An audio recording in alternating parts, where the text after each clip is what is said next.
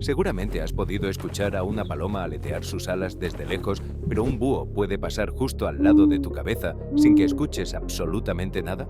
Todo está en la ingeniería de sus plumas. La mayoría de las aves tienen alas con bordes rígidos y rectos. Al cortar el viento crean grandes ondas de turbulencia, lo que genera ese sonido de golpe en el aire. Pero el búho tiene una adaptación única.